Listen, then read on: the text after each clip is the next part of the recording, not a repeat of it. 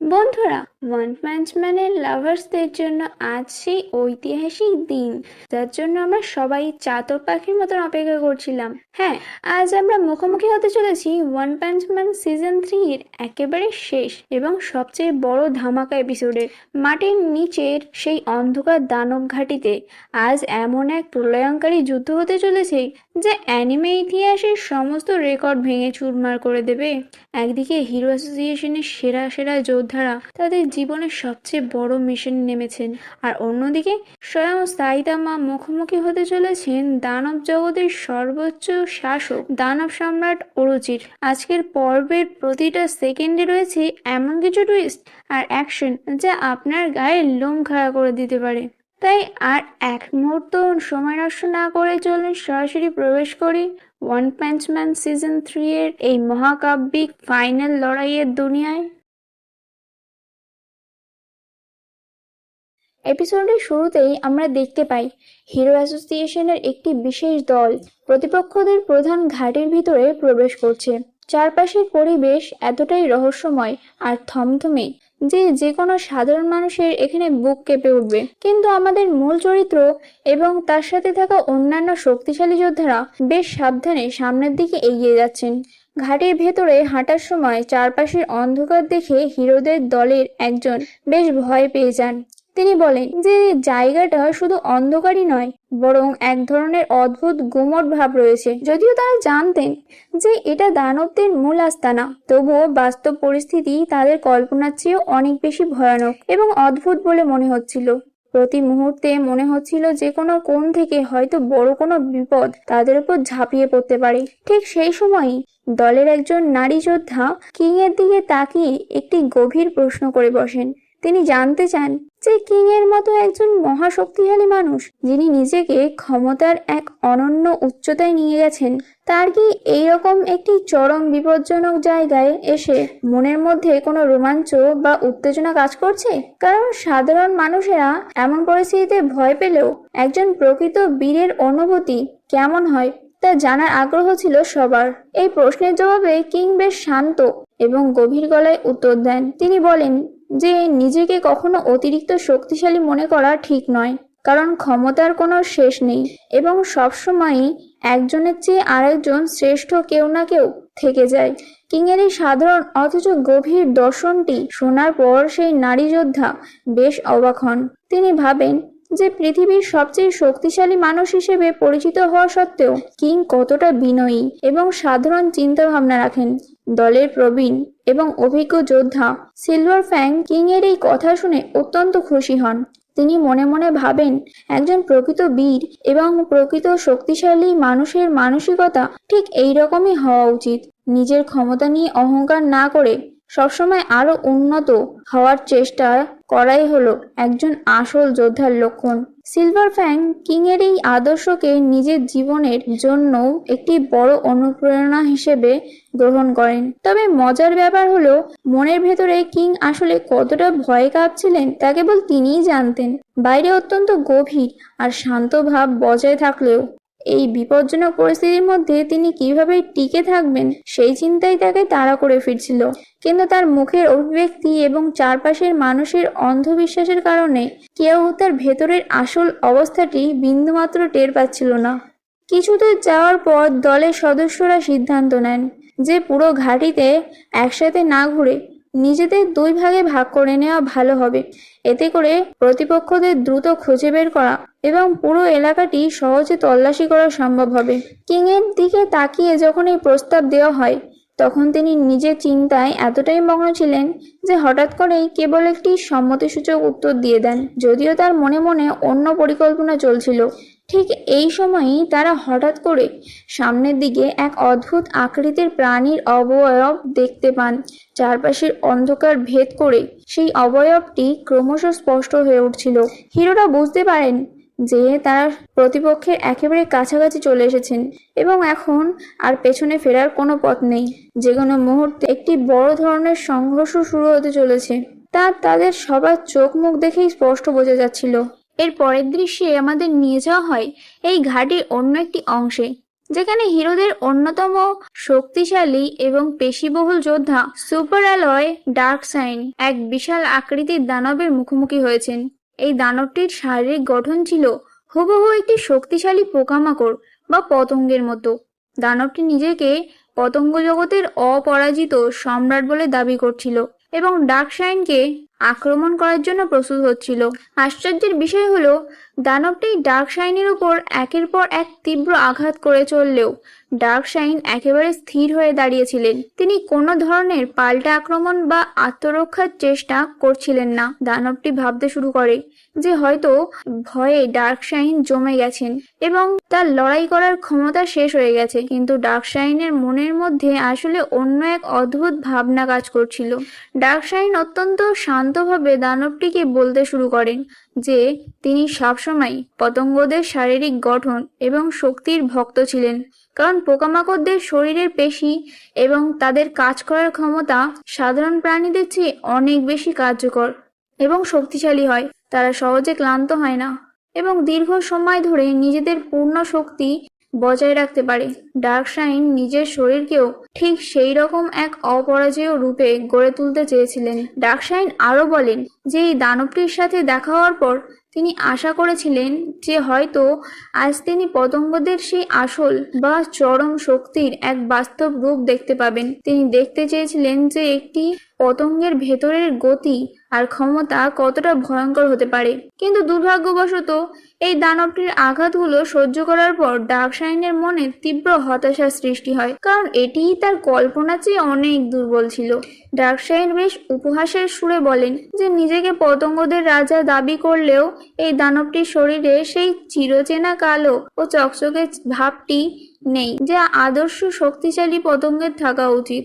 দানবটি ডার্কসাইনের এইরকম শান্ত এবং তাচ্ছিল্য ভরা কথা শুনে প্রচন্ড রেগে যায় এবং সে নিজেকে আরো শক্তিশালী প্রমাণ করার জন্য তার শরীরের সমস্ত শক্তি একত্রিত করতে শুরু করে। ডার্কসাইন তখন দানবটিকে সতর্ক করে দিয়ে বলেন যে হিরো অ্যাসোসিয়েশনের এমন 3জন যোদ্ধা আছেন যাদের কখনোই রাগানো উচিত নয়। তাদের মধ্যে প্রথমজন হলেন পৃথিবীর সবচেয়ে ভয়ঙ্কর জীব কিং, যার রাগ উস্কে দিলে চারপাশ কেঁপে ওঠে। দ্বিতীয়জন হলেন মহাশক্তিশালী এক্সপার্ট তাৎসুমাকি, যার ক্রোধের সামনে কোনো শত্রুর অস্তিত্ব টিকে থাকে না। আর তৃতীয়জন হলেন স্বয়ং ডার্কসাইন, যার পেশি রেগে গেলে নিজে থেকেই প্রতিপক্ষকে ধ্বংস করতে শুরু করে। দানবটি ডার্কসাইনের এই অহংকার সহ্য করতে না পেরে চিৎকার করে বলে, হিরোদের শিকারী হিসেবে পরিচিত গারো তার শক্তির সামনে কিছুই নয়। সে দাবি করে যে তার এই পতঙ্গ আকৃতির শক্ত বর্ম এবং পেশির ক্ষমতা স্তন্যপায়ী প্রাণীদের চেয়ে সম্পূর্ণ আলাদা এবং এক ভিন্ন মাত্রার। সে ডার্কসাইনের এই বিশাল পেশিবহুল শরীরকে টুকরো টুকরো করে ফেলার হুমকি দেয়। কিন্তু ডার্কসাইনের ইস্পাত কঠিন শরীরের সামনে দানবটির সমস্ত আক্রমণ সম্পূর্ণ ব্যর্থ হয়ে যায়। ডার্কসাইন এক হাসির ছলে বলেন যে তার নিজের শরীরে কিভাবে আঘাত করতে হয় বা ক্ষত তৈরি করতে হয় তা তিনি নিজেই জানেন না। এরপর তিনি তার সমস্ত শক্তি নিজের একটিমাত্র তীব্র আঘাতে রূপান্তর করেন এবং মুহূর্তের মধ্যে সেই বিশালাকার দানবটিকে মাটিতে গুঁড়িয়ে দেন। দানবটিকে পরাজিত করার পর ডার্কসাইন চারপাশের পরিবেশ পর্যবেক্ষণ করতে থাকেন। ঠিক তখনই পুরো মাটির নিচের ঘাঁটিটি এক তীব্র কম্পনে কেঁপে ওঠে। এই বিশাল কম্পন এতটাই শক্তিশালী ছিল যে ডার্কসাইন বুঝতে পারেন ঘাঁটির অন্য কোনো অংশে হয়তো অত্যন্ত উচ্চ স্তরের কোনো দানবের সাথে হিরোদের কারোর এক মহাশক্তিশালী যুদ্ধ শুরু হয়ে গেছে। এরপরের দৃশ্যে আমরা দেখি আমাদের মূল নায়ক সাইতামাকে, যিনি সম্পূর্ণ নিজের মতো করে এই অন্ধকার ঘাটির ভেতরে ঘুরে বেড়াচ্ছেন।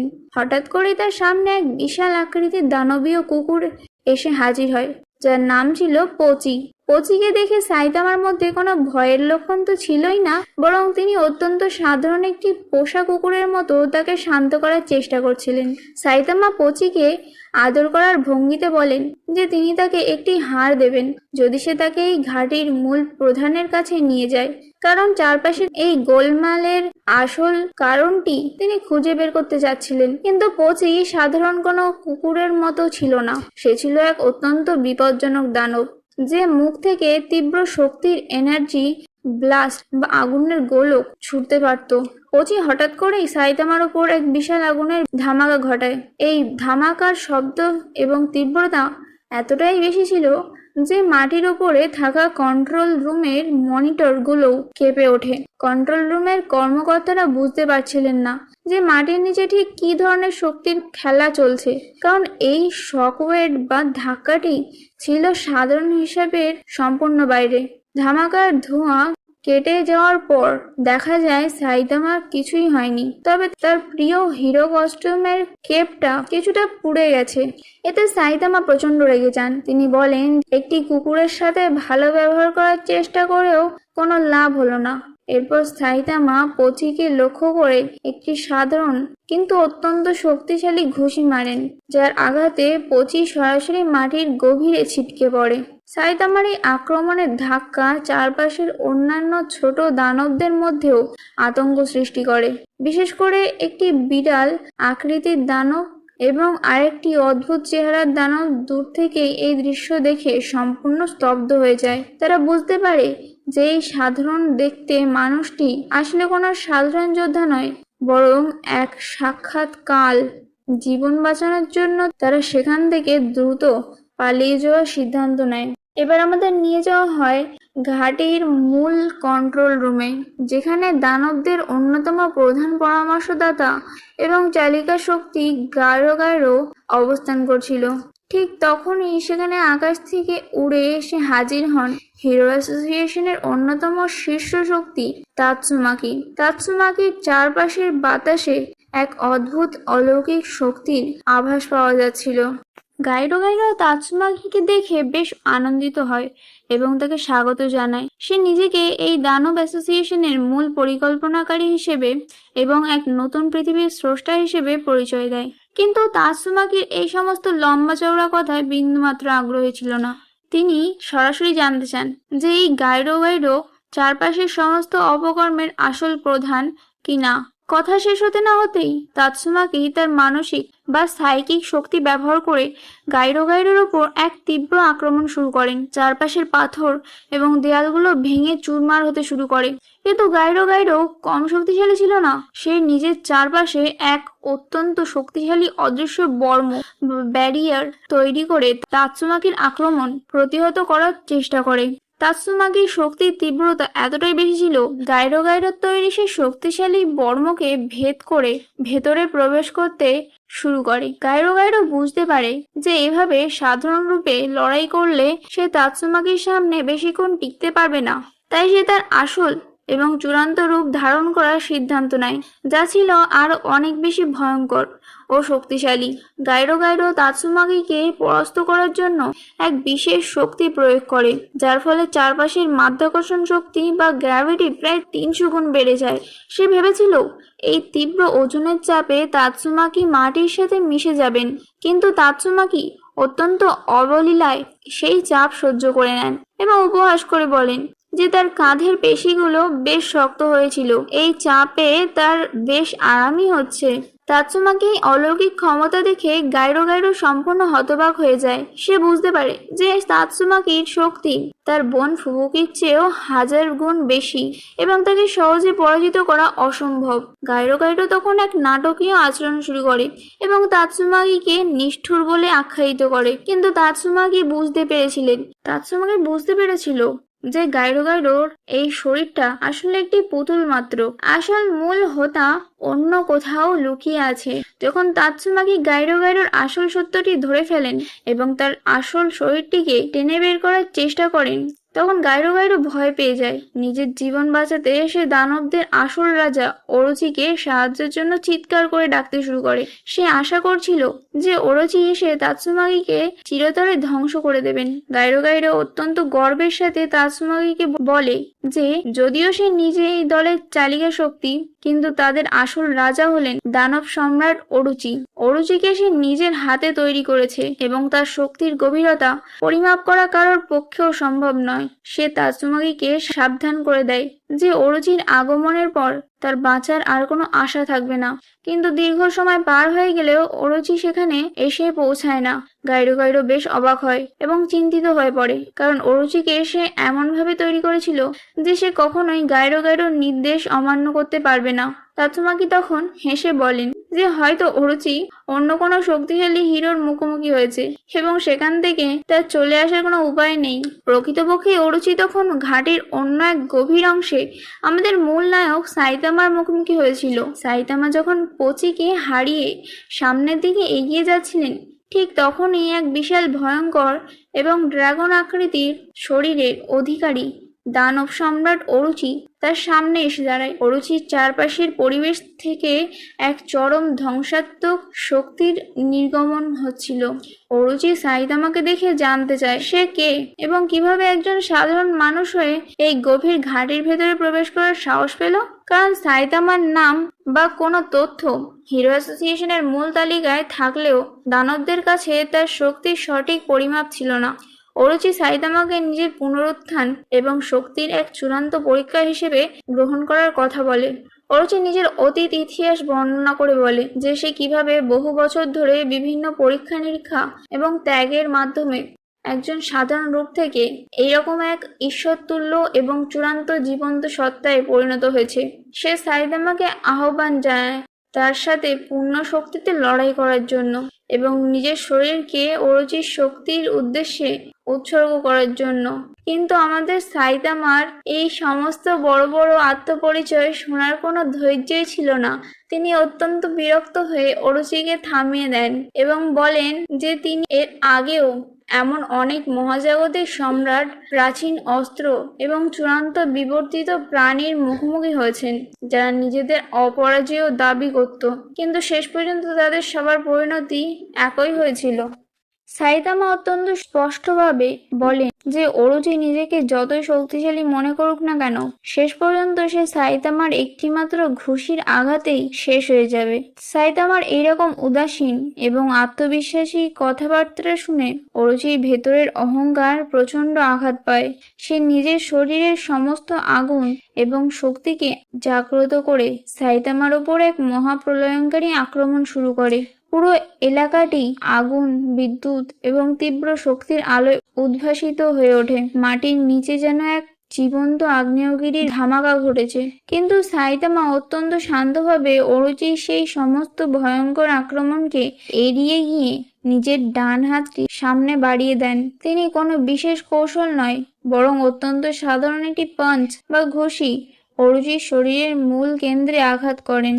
সাইতামার এই সাধারণ ঘুষির তীব্রতা এতটাই প্রলয়ঙ্কারী ছিল যে মুহূর্তের মধ্যে দানব সম্রাট অরুচির সেই বিশাল এবং অপরাজেয় শরীরটি টুকরো টুকরো হয়ে বাতাসে মিলিয়ে যেতে শুরু করে। দেহত্যাগ করার ঠিক আগের মুহূর্তে অরুচির মনের মধ্যে এক চরম সত্যের উপলব্ধি হয়। সে বুঝতে পারে যে আসল ভয় বা আতঙ্ক কাকে বলে, যা সে এর আগে কখনো অনুভব করেনি। পর্বের শেষ অংশে আমাদের আবার ফিরিয়ে আনা হয় কিং এর কাছে, যিনি সিলভার ফ্যাঙ্ক এবং অন্যান্য হিরোদের থেকে আলাদা হয়ে সম্পূর্ণ একা হয়ে পড়েছিলেন। কিং মনে মনে অত্যন্ত আতঙ্কিত ছিলেন এবং নিজেকে চারপাশের দানবদের নজর থেকে লুকিয়ে রাখার জন্য এক ক্ষুদ্র অণু বা অদৃশ্য প্রাণীর মতো ভাবার চেষ্টা করছিলেন, যাতে কেউ তার উপস্থিতি টের না পায়। ঠিক তখনই হিরোদের দ্বারা উদ্ধার হওয়া একটি ছোট বাচ্চা কিং এর সামনে দৌড়ে আসে এবং তাকে জড়িয়ে ধরে। বাচ্চাটি মনে করে যে কিং এর মতো মহান বীরের পাশে থাকলে সে সম্পূর্ণ নিরাপদ। কিন্তু ঠিক তখনই চারপাশের অন্ধকার থেকে আরেকটি ছদ্মবেশী দানব আক্রমণ করার জন্য এগিয়ে আসে। কিং নিজের ভয় লুকানোর জন্য অত্যন্ত গভীর গলায় দানবটিকে দূরে থাকার সতর্কতা দেন। কিং এর সেই গভীর রূপ আর সাইতামার ওদিকে অরুচিকে এক ঘুষিতে শেষ করার দৃশ্যের মাধ্যমেই এই রোমাঞ্চকর পর্বটির সমাপ্তি ঘটে। আর এভাবেই এক অদ্ভুত রোমাঞ্চ ধোঁয়াশা আর সাইতামার সেই চিরচেনা ওয়ান পাঞ্চের অবিশ্বাস্য শক্তির প্রদর্শনের মাধ্যমে পর্দা নামলো ওয়ান পাঞ্চ ম্যান সিজন 3 এর। দানব সম্রাট অরুচিকে ধুলোয় মিশিয়ে দেওয়ার পর মাটির নিচের এই ঘাঁটির সমীকরণ এখন সম্পূর্ণ বদলে গেছে। কিন্তু বন্ধুরা, গল্প কিন্তু এখানেই শেষ নয়। যদিও এই সিজনটি আজ এখানেই শেষ হয়ে গেল এবং আমাদের মনে হাজারো প্রশ্ন রেখে গেল, তবে আসল সত্যিটা হলো এর পরের সিজন অর্থাৎ সিজন 4-এ আমাদের জন্য অপেক্ষা করছে আরো বড় কোনো মহাজাগতিক বিপর্যয়। আজকের এই দুর্দান্ত পর্বটি আপনাদের কেমন লেগেছে এবং পরবর্তী সিজন নিয়ে আপনাদের মনের কি কি থিওরি কাজ করছে তা অবশ্যই নিজেই মন্তব্যে জানাবেন। খুব শীঘ্রই দেখা হচ্ছে অ্যানিমে দুনিয়ার আরো এক নতুন এবং রোমাঞ্চকর খবরের সাথে।